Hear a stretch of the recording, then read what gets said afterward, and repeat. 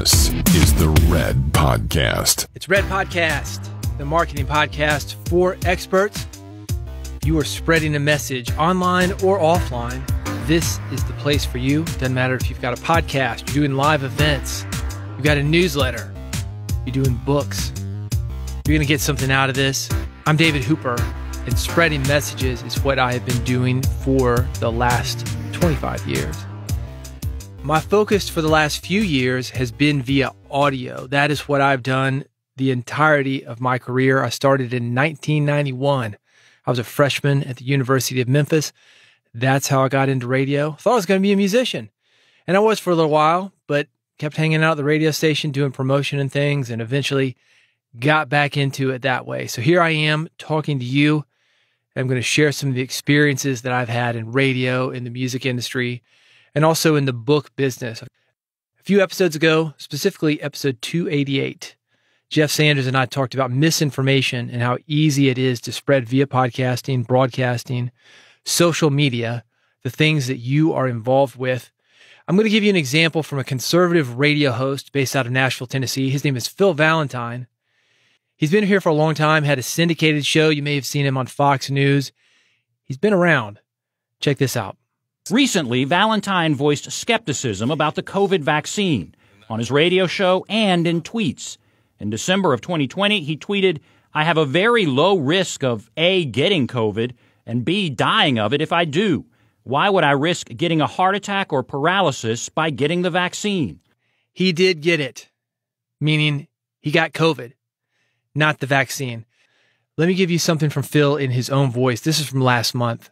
It's a personal health decision. You got to look at your own situation and say, hey, if I get this COVID thing, do I have a chance of dying from it? And if you think that you got a chance of dying from it, you probably need to get the vaccine. I made the decision that I probably wouldn't die from it. And so here's what I did. Campbell, my Podgoats partner, started coming down with symptoms on Wednesday, and he had the horrible leg problem. Thursday, he got tested. And just as a precaution, I'm staying the other side of the house because I think, he's got it, it sounds like. And so if he's got it, I'm going to get it because we were just doing a podcast the day before, 2 feet away from each other in this little studio for over an hour. When I woke up the next morning on Friday morning, Campbell tested positive for COVID. I said, as soon as I get through with doing what I'm doing at the boat, I'm going to go get tested. Now, I could tell that I had something.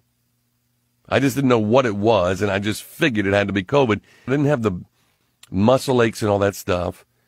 But I went and got tested Friday morning, and, now they get the results back in an hour or so. But while I was there, I said, I want you to test me for vitamin D. I need to know, because I think I got it, and how I respond to this is going to be based on where my vitamin D level is. If my vitamin D level is still low, I'm going to be really aggressive on what I do. They said, okay, but we'll send it off, and you may not get it till Sunday or Monday. I said, whatever, I just need to know, because I know this COVID test is going to come back positive. And so I came back and got on the air that afternoon. Before that, they had already told me before I went on the air that I was COVID positive. I didn't tell you because I'm formulating at this point, now that I've made this decision not to get the vaccine, what I'm going to do, what my plan of action is. And I said, God forbid I die. That's going to be so embarrassing.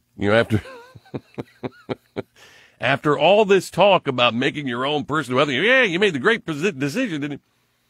But I said, no, this is not like, I don't believe no COVID. I don't believe COVID. No, it's not like that at all. I'm making an intelligent decision. I'm basing it on all that I know and all that I've read. It's not some redneck knee-jerk reaction or anything like that. It is based on science. It sounds like he got it from his own son in the studio. That is worth noting. If you were doing a podcast right now, I'm in a box, the booth, maybe 6x8. This is extremely common for me. If you're doing a podcast right now, if you're doing any kind of broadcast radio, if you're in a studio, be careful, man. Be careful. We turn the air off a lot of times. There's not a lot of circulation. You're in close proximity to others. Anyway, Phil was in the studio. He got COVID. He looked for some alternative treatments. And then this happened. This is a News 2 breaking news alert. As we start on your Wednesday, breaking news coming in involving a conservative radio host hospitalized with COVID-19. Minutes ago, it was announced Phil Valentine is now on a ventilator in Franklin, according to Nashville's SuperTalk 99.7 WTN. His brother says he was showing slight improvement 2 days ago. However, Valentine has been on oxygen. The radio station says he decided to give his body a rest and out of an abundance of caution is now on that ventilator. Valentine hosts the Phil Valentine Show. He had said he tested positive for COVID July 11th. That did not take long. It took about a week. The people that you know, the people that I know, the people that are spreading messages, we are in the studio. We are on planes. We are doing live events. And you got to work. I cannot fault somebody, even as dangerous as it is to do this kind of work right now, to go out and make a living. You've got to provide for yourself. You want to provide for your family. Still, though, it's a scary time. Phil thought he was okay. He was not. Here's a little bit more information. Last month, it was reported he had COVID. Soon, updates from family and friends indicated how serious it was. That's where the story stayed for a while.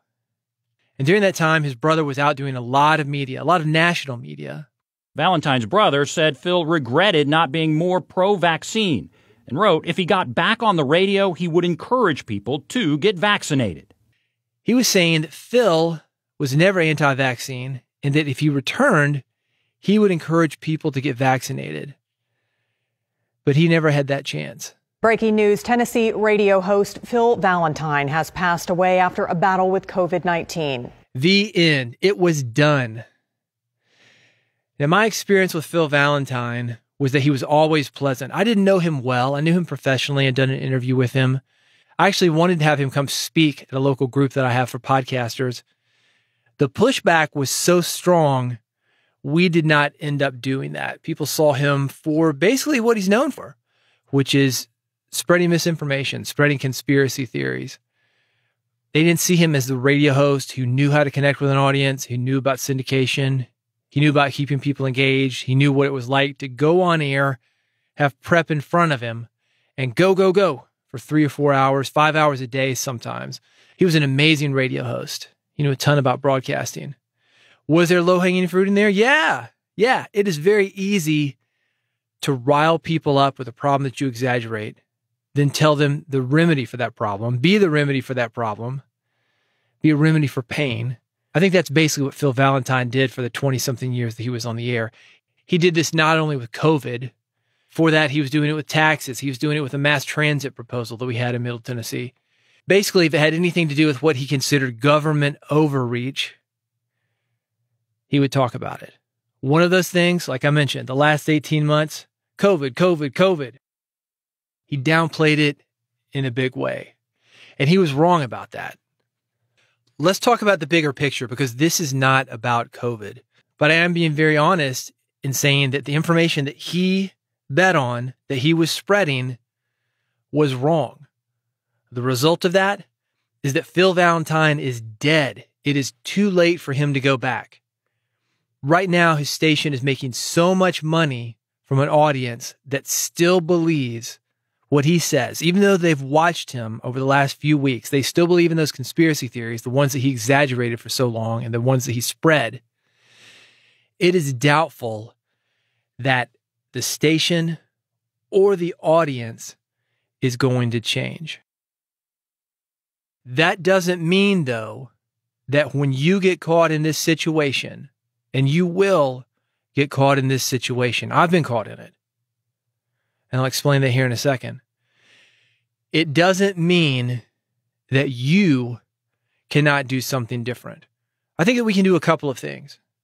One, to keep us from getting in this situation, and that is vet the information that we share. That means that we look for primary sources, where the information come from, not a source based on another source. Not a Facebook post from somebody who heard it from a friend, like that REO Speedwagon song. Nothing like that. We need to find primary sources, the horse's mouth, as they say. And we need to verify that the people that we share our platforms with are of high quality. I'm assuming, because you're listening to this podcast, you have people, whether you've got a mailing list, or whether you've got a blog, or you've got live events, you want somebody to get on the stage with you, or you've got somebody who wants you to tell about something that they're doing through whatever you're doing, maybe be on your podcast, maybe have you mention something on your podcast, maybe your Instagram, another social media tool that you got. We've got to verify the people who are coming to us, asking us to spread that information, or asking us for an endorsement. And it is an endorsement when we bring them on to our platforms. I mentioned that I've been caught up in this situation a couple of times, getting a guest in the studio who happened to not be on the up and up. When that happens, that pulls us down. Maybe not immediately, but it does eventually, because the truth comes out. And when the truth comes out, if you leave that information up, you look like an idiot. I can forgive people, and I think most people can, for having some people slip through the cracks. I mentioned that I've had this happen to me. I talked about this on the episode with Jeff Sanders, episode 288. This is a guy that I call the Christian pedophile. Jeff got caught up in this guy's mess too. He sold us a bill of goods, and what made me really mad about it was that he used us to sell that squeaky clean image, which was absolutely not true. When we found out about it, both of us removed everything instantly. Some people did not. And as I talked about with Jeff on that episode, we know who didn't. And we know that they know.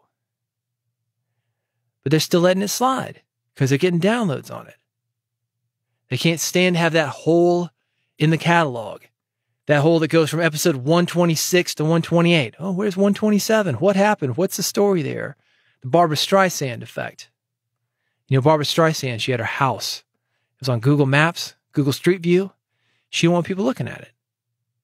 Made a big deal about it. Blurred it out. Now everybody's looking at it. And now that situation is named after her, the Barbra Streisand effect. But if you take it away quietly, nobody's going to notice. What happened to episode 127? Who cares? That first step, vet the info that we share. But when you miss it, and it will happen to you, then you do the second thing. When you realize that you're wrong, fix it. Phil Valentine did not have that opportunity. I think he might have had a few days in the hospital before they put him under. Maybe he still wasn't taking it seriously then. His brother claims that he was going to be the most pro-vaccine person that we've ever seen. Is that just revisionism? Is that to say, no, he wasn't that bad of a guy? Maybe smooth out those rough edges? We got people that do that. Look at the leadership we've had. No. I didn't want to go to war, but they did go to war. Revisionism. We've got people covering for us because they're making money off us too. Like I said, I'm not even sure that Phil wanted that. He never said it. We heard it from his brother. And at the same time, his brother was saying that Phil, if he ever comes back, he's going to be the most pro-vaccine person we've ever seen. The brother is on social media spreading other conspiracy theories. This whole situation is fascinating to me. You've got a guy that you see dying in front of you, all the doctors, the medical professionals with years of experience. They're all saying the same thing, using their years of professional experience. You see this thing right in front of your face. That's what happened with us in the Christian pedophile. People came to us and they said, this guy abused me. And they had evidence and they had court records. What am I going to do? Argue with him? I'm going to err on the side of caution. Yet we want to argue with those people to make ourselves feel that we were right because we hate being wrong. So you've got people denying what is happening. Sometimes we deny what is happening. And I think that's what we need to look at. We don't want to be one of those people. We want to be better. When we're wrong, we need to fix it. And I think that's especially correct for us. People like you, people like me, people that are reaching people with what we do, your newsletter, your live events, your podcast, your broadcast. The pressure's on us. With great power comes great responsibility. So don't be one of those people. Be better. When you are wrong, fix it. And you are going to be wrong at times. We got to be comfortable with that. But that does not mean we can be lazy with our research or avoid the responsibility when we miss something. Let's use this example from Phil Valentine to do better than he did. And also get vaxxed. His death was preventable. He could have been on the radio right now, no problem. All it would have taken were a couple shots. That's it. He wouldn't have been on a vent, and he wouldn't be dead. Don't let that same thing happen to you. You've got a message. It's too important to be silenced because you're stubborn, because you want to go against people that know better than you when it comes to this stuff. This is not a conspiracy. This is not the world conspiring against you. This is science, and this is what's happening. So if you value yourself, if you value your message, and if you value getting that message out, and the people that listen to you, that read you, that hear you, that see you, go do it. If you want more information from me, let me give you the website where you can find about spreading your message via a podcast. It's bigpodcast.com. You will find this podcast. You will find my sister podcast, Build a Big Podcast, that is all about spreading a message via podcasting. Got a lot of stuff there. It's at bigpodcast.com. You can subscribe to this podcast, the sister podcast. I've got some episode templates that will help you to get into podcasting if you're not already. And if you are into podcasting, to help you to build better podcast episodes. Bigpodcast.com has everything you need. Thanks for listening. I'll see you here on the next episode, and I'll see you at bigpodcast.com. Stay safe, stay healthy. I'll see you next time around.